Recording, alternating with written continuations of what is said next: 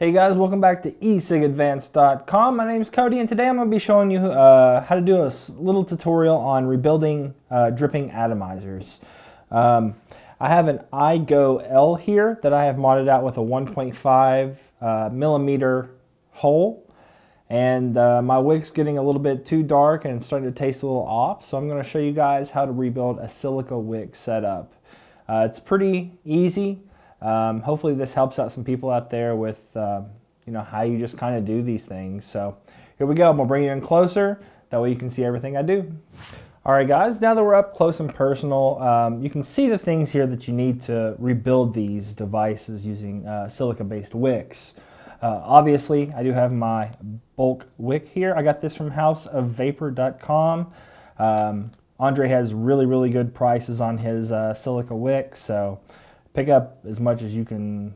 If you like these setups and you use them a lot, pick up a bunch. I picked up, I think, 15 feet of 2 millimeter and 15 feet of 3 millimeter, and it was about 10 bucks shipped, so really good price on that. I also have a small bit here of Kenthal A1 30 gauge wire. 30 gauge is a really good gauge to start with. For newer vapors, it's a lot easier to use, and it actually works really great in these silica-based dripping atomizers. I have my device here with the iGo-L on here, modded air hole, screwdriver, and scissors. Pretty common things you can find around your house. So let me show you this wick. This is what a wick looks like, obviously, once it gets used a whole lot. I did have a dark juice on here. I believe I was vaping Mistress by Amber Juice. It does still work and it was still tasting okay, but I know I can get a better flavor out of it, so here I am rebuilding it.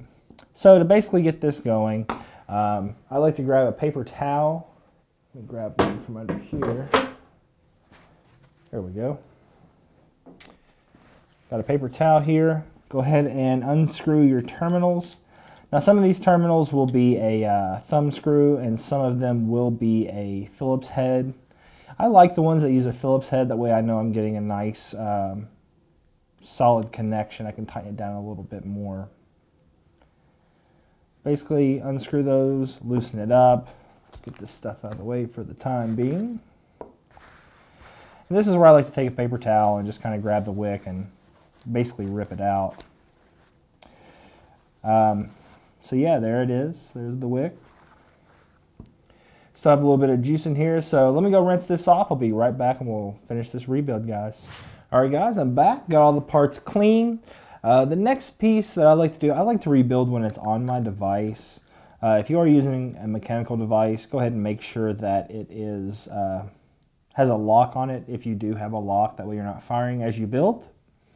We can set that to the side for a second. Go ahead and grab your silica wick. For this build I'm using 2 millimeter.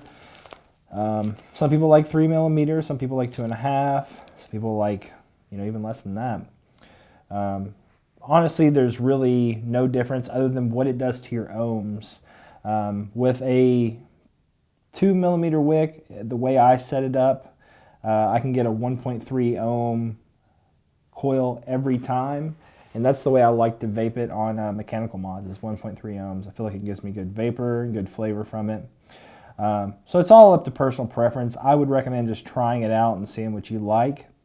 So let's go ahead and get into this. Basically take the end of it and loop it back, so you're basically holding two pieces. You're basically going to make a shoestring type looking thing here. All you're doing is folding it back and forth. I like to have two on one side, so let's see how many times I do that. Fold 1, 2, 3. So 3 back and forth, kind of like a zigzag motion. And then I'll wrap my coil. So let me get this a little tighter actually, so I can get it to fit in there. So 1, 2,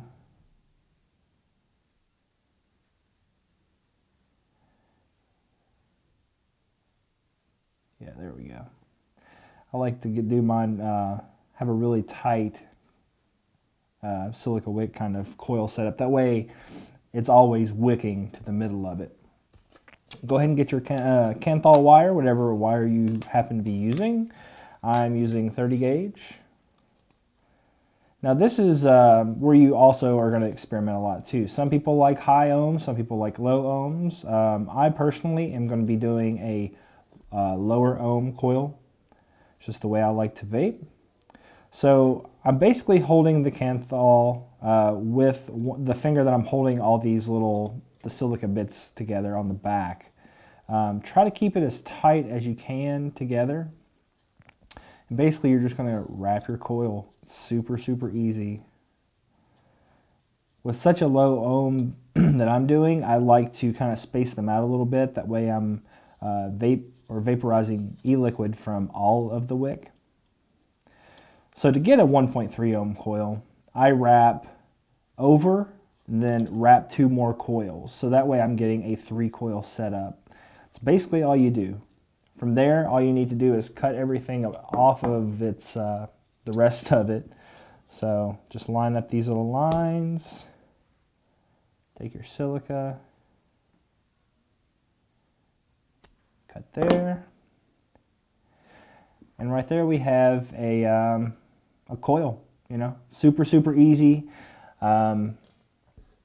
And I know some people out there in the vaping community have had trouble with these, but honestly, it's just trial and error, and it's super easy once you get it. So yeah, now let's connect it to the device. I like to take the part of the wire that is over top of the silica. So on one side it's going to be below, one side it's going to be over top. I like to take the one that is over top, and actually I like to fit that to my positive post. I don't think it really matters, but that's the way I like to do it.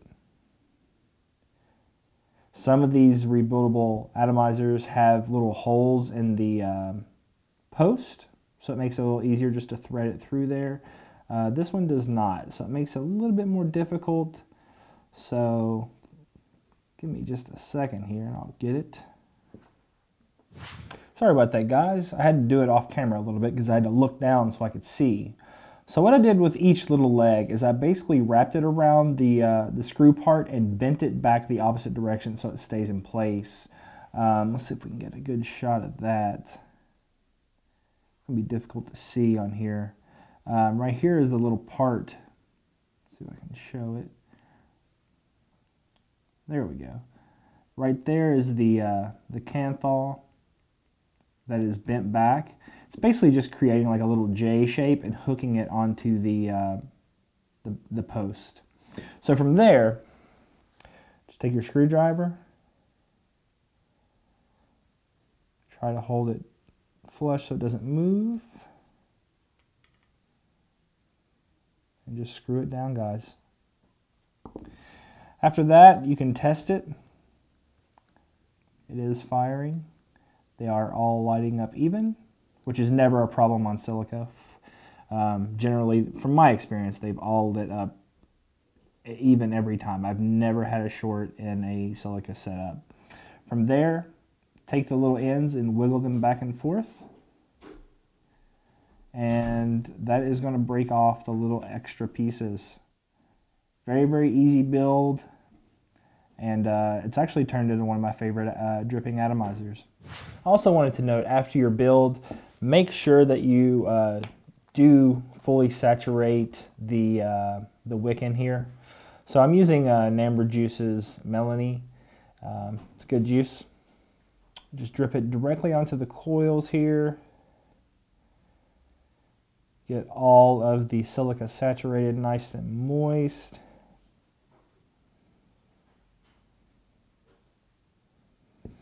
And you'll be able to tell that it's saturated because it will turn it's kind of clear.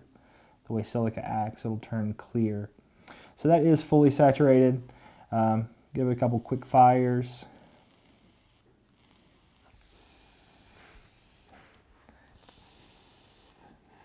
Yeah, this one's going to be a monster. So now I'm going to back it up and I'm going to show you how it vapes. Alright guys, so that was the tutorial on how to make your own coil for a silica-based rebuildable atomizer. It's quickly become one of my favorite styles of rebuildables. I really like Genesis, but they're very dependent on how you hold them. Like half the time when I hold them, I feel like I have to do this. If you turn them sideways, I've had them leak in my pocket, had them leak in my messenger bag, and that just becomes a giant pain. This way, I mean, they can still leak if your air hole is big enough, but it's less likely. I've quickly, noticed that you can get the best bang for your buck with a dripping atomizer. This right here is the iGo L. I think it was $17. The Phoenixes out there can be had for less than $10. I mean, there's many choices, I've even modded some of the cheaper ones into really good vaping devices or vaping atomizers. So without further ado, I'll show you how it vapes. This is modded with a 1.5 millimeter air hole. I believe it's around 1.3 ohms, and it's a relatively fresh battery, so here we go.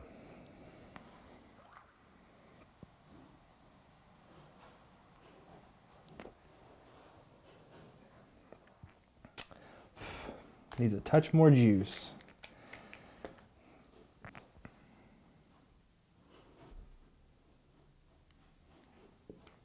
There we go.